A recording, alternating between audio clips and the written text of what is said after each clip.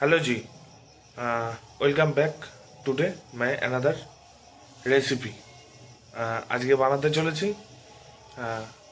Fish কারি একটা recipe. মানে আমাদের ইন্ডিয়ান স্টাইল না, আপনারা নিজে দেখে বুঝতে পারবেন তাহলে কি দিয়ে করছি কি না করছি আপনারা নিজের চোখে দেখে নিন এবং বাড়িতে অবশ্যই ট্রাই করবেন। খুব একটা ভালো রেসিপি।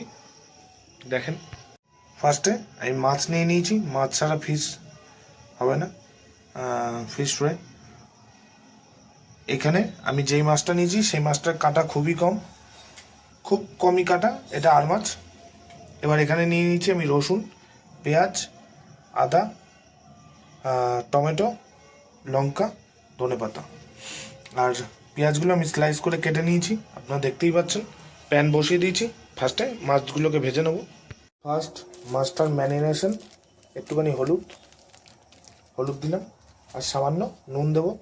এই যে একটু নুন দিয়ে দিলাম, নুন দিয়ে এবার ভালো মতো মাছটাকে ম্যারিনেট করে নিই। যে বন্ধুরা, মাছটাও আমাদের ম্যারিনেশন হয়ে গেছে। আর এদিকে আমরা একটা প্যানের মধ্যে তেল গরম করতে দিয়ে দিয়েছি।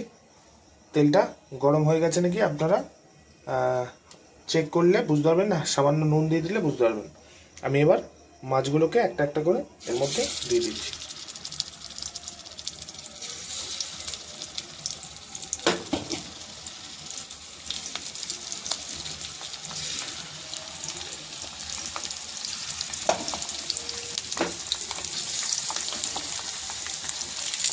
একটুখানি দূর থেকে অবশ্যই করবেন, কেননা এবার ছেটে তেল ছিটাবে।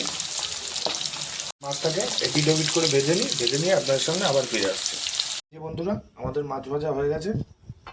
এবার আমরা পেঁয়াজ, আদা, লঙ্কা, রসুন এগুলোকে আমরা ফ্রাই করে নেব। টমেটো এগুলোকে সবগুলোকে আমরা একসাথে ফ্রাইয়ে দিয়ে দেবো। এর মধ্যে সামান্য নুন দিয়ে দেবো।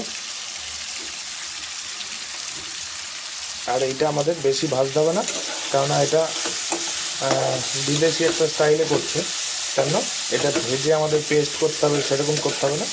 জাস্ট কালার আনার ব্যাপার, কালারটা আসলে আমাদের হয়ে যাবে। আর এর মধ্যে কী কী মশলা দিচ্ছি সেটা আপনাদেরকে দেখাচ্ছি। এখানে আমরা দেবো একটুখানি টমেটো সস, এরপর আমরা দেবো একটু গ্রিন চিলি সস।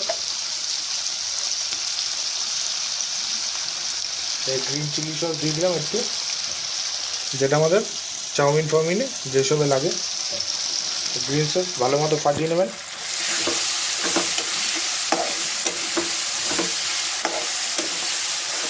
মিক্স করে নেবেন ভালো মতো। এরপর দেবেন সোয়া সস, একদম যেটা র সোয়া সস, জল মেশানো ছাড়া এই সোয়া সসটা, যা সামান্য কালারের জন্য।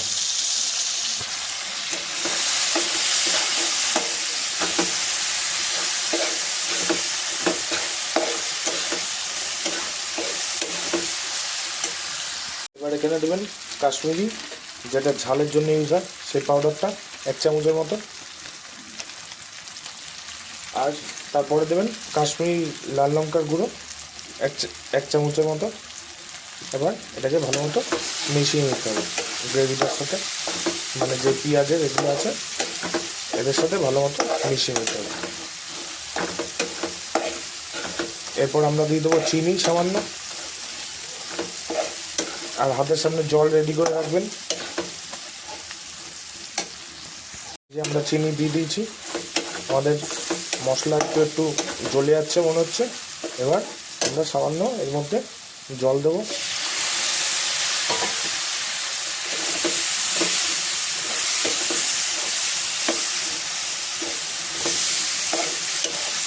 এবার আমরা এর মধ্যে মাছগুলো দিয়ে দেবো।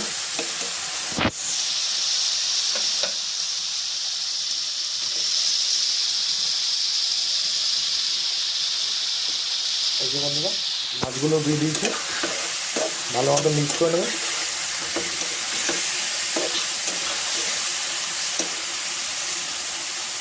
বেশি গ্রেভি করবেন না, মানে বেশি ঝোল করবেন না। মাছগুলোকে হালকা ইয়ে করি, মানে সতে করে আপনারা নামিয়ে দেবেন। একটুখানি জল দিয়ে আমরা ফোটাবো, ফুটিয়ে তারপর আমরা নামিয়ে দেবো। এই যে জাস্ট জল দিয়েছি, এখানে এই টাইমে আমরা একটু গরম মশলা দিয়ে দেবো।